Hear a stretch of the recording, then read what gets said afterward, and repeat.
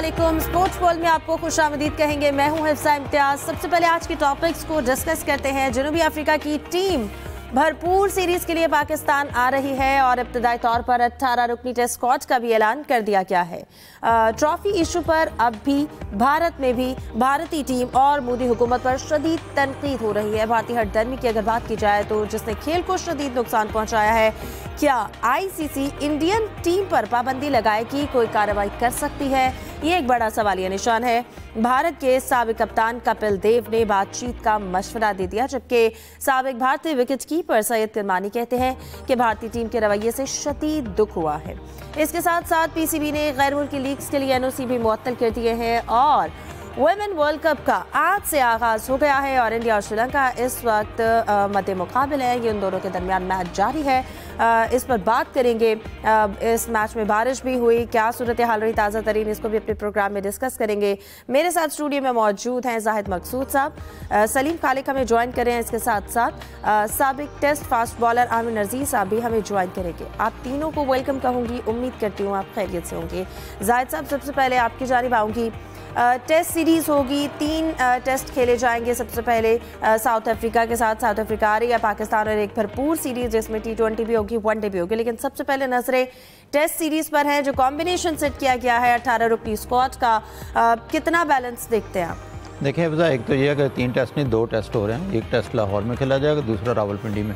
इसके बाद 3 T20 और 3 वनडे होंगे। ज़ाहिर है उसमें साउथ अफ्रीका की टीम भी चेंज होगी, पाकिस्तानी स्क्वाड भी नए अनाउंस किए जाएंगे। तो आज जो टीम अनाउंस हुई है वो 18 रुकनी स्क्वाड का ऐलान किया पीसीबी ने, और इसमें से यकीनन जो कैंप आज लाहौर में स्टार्ट भी हो गया और इसके बाद 3 प्लेयर्स माइनस करके तो है कि 15 रुकनी टीम रखी जाएगी। और ये पॉसिबल ही नहीं होता कि पीसीबी टीम अनाउंस करे इसमें सरप्राइज़ ना हो, तो सरप्राइज़ वो लाजमी देते हैं। अभी क्योंकि 18 रुकनी स्क्वाड अनाउंस हुआ तो हम 18 रुकनी पे ही बात करते हैं। तो इसमें सरप्राइज़ शमूलियत तो आसिफ अफरीदी की है, जबकि मजमूई तौर पर देखा जाए तो 5 फास्ट स्पिनर्स शामिल हैं और 3 फास्ट बॉलर शामिल हैं। लेकिन कई चीज़ें ऐसी हैं, मिसाल के तौर पर शाहीन अफरीदी सख्त गर्मी में T20 सीरीज़ खेलकर यहाँ पे लौटे हैं और अगले वर्ल्ड कप की उनको तैयारी भी करनी है। उनको कप्तान बनाए जाने की भी बातें जो है ज़ुबान ज़दाम है कि शायद सलमान आगा तब तक अपने परफॉर्मेंस की बुनियाद पर अपनी कप्तानी बरकरार ना रख सकें, तो शाहीन को बेहतर होता कि रेस्ट करवाते। आते ही वो 4 तारीख से वैसे तो कहा है पीसीबी ने कि वो कैंप ज्वाइन करेंगे, ज़्यादा बेहतर होता वो डोमेस्टिक खेलते, आराम करते और अपनी तैयारियां करते। लेकिन बहरहाल में भी कैंप में उनकी कोई मौजूदगी ज़रूरी समझी गई है। और जहाँ तक टीम का तल्लुक़ है तो 5 क्योंकि स्पिनर्स लिए गए हैं, मैं नहीं समझता यहाँ इब्रार की जगह बनेगी कि नहीं, क्योंकि माजी में बुनियादी तौर पर आपको याद होगा इंग्लैंड के खिलाफ 2 टेस्ट हुए थे, उसमें इनका स्पिन ट्रैक का जिसमें पंखे भी लग गए थे और बड़ा तजर्बा कामयाब हुआ था। नुमान अली और साजिद खान बहुत अच्छा खेले थे। मैं भी उनके दिमाग में हो कि तीसरे बॉलर के तौर पर आसिफ अफरीदी को शामिल किया जाए, लेकिन आसिफ अफरीदी बुनियादी तौर पर T20 और वनडे के अच्छे बॉलर हैं। टेस्ट में उन्हें कभी पहले आजमाया नहीं गया, फैसल करीम को भी लिया गया। और थोड़ी ज़्यादती जो मुझे लगती है वो है अबू हुरैरा के साथ।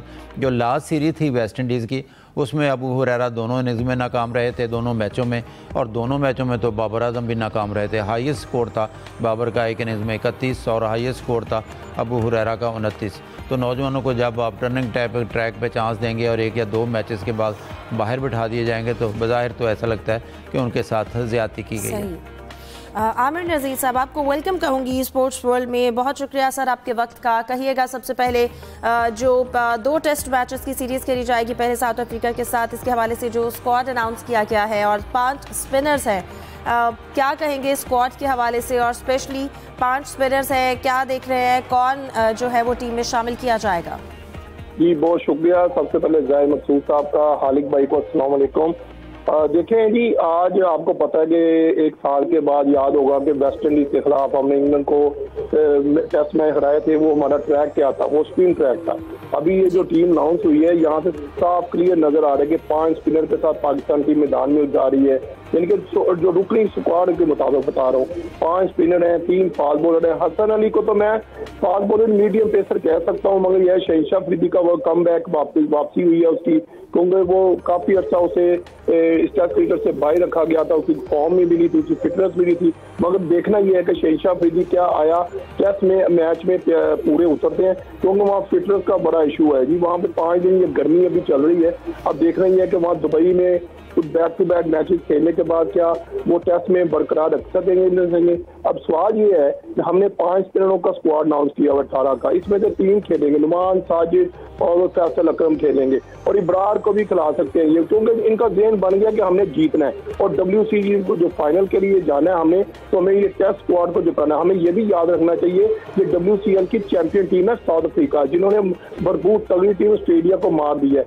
जैसे उनका कैप्टन है वो काफी मैच्योर हो चुका है, उनका टीम कम्बिनेशन बहुत अच्छा है, उनके पास पेसर अच्छे हैं, उनके मिडिल ऑर्डर बहुत अच्छे हैं, उनके ओपनर अच्छे हैं जो गेम अवेयरनेस पूरी रखते हैं, वो मैच को आगे लेके जाना जानते हैं। मगर देखना ये हमारा टेस्ट है, हमारा टेस्ट क्रिकेट का, तो हम काफी अर्से के बाद टेस्ट क्रिकेट में वापस आ रहे हैं, क्योंकि हमारा इतने हमें टेस्ट मैचेस मिलते नहीं है, ये थोड़ा फुकदान है। अदरवाइज जो टीम बैलेंस है, इमामुल हक ने काउंटी में रन बनाए हैं, उसका कम बैक हुआ है। अब्दुल्ला शफीक का टेस्ट है, वो भी परफॉर्म नहीं कर पा रहा, बैक टू बैक उसने भी इतने अच्छे हाथ रन नहीं बनाए हुए। बहरहाल let's see, good luck Pakistan team, और ये हमें जीत बहुत जरूरी है, क्योंकि जैसे हमें एशिया कप में सारे पोल जो है ना हमारे सामने आ गए हैं, कोई हमारा मिडिल ऑर्डर, हमारा टॉप ऑर्डर नहीं चला। अब देखना ये है कि अब ये जो टेस्ट स्क्वाड है हमें कितनी खुशी देता है।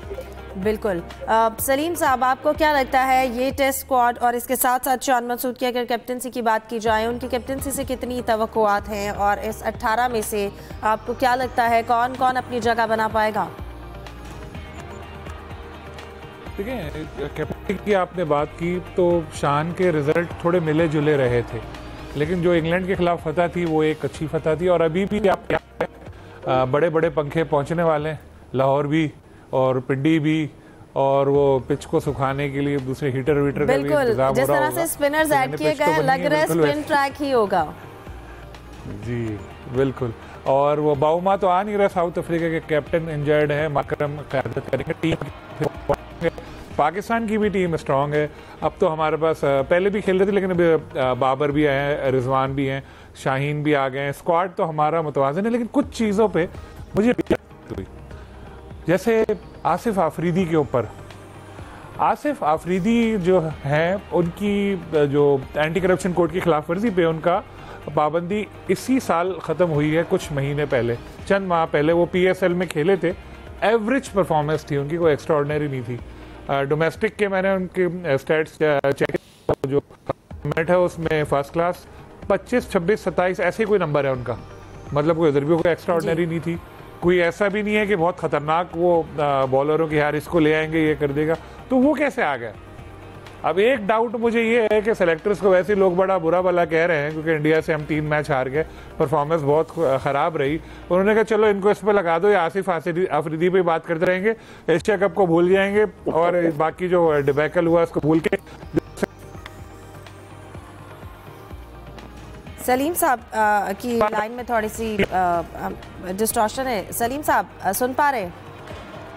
जी बिल्कुल सुन पा रहा हूँ। सलीम साहब, वैसे तो हमारी कारकर्दगी के बाद ट्रॉफी इशू भी जिस तरह से डिस्कस हुआ है, हम कारकर्दगी पर भी उतना डिस्कस नहीं कर सके। यही तो हुआ, जैसे ही मैच खत्म हुआ ट्रॉफी पर आ गए हम, परफॉर्मेंस को भूल गए, इधर लग गए। अब आसिफ आफरीदी वगैरह सोशल मीडिया पे चल रहा है, फिर मैच शुरू होगा वो चल जाएगा और सब भूल जाएंगे। देखिए, असल वजह ये है सिलेक्शन वगैरह में जो गलतियां हुई थी उनका कौन जिम्मेदार है, इस हार की जिम्मेदारी कौन कबूल करेगा। हम फाइनल में तो पहुंच गए थे, लेकिन हमारी बैटिंग की परफॉर्मेंस कैसी थी, ये सब सवाल तो वैसे ही बरकरार है ना। अब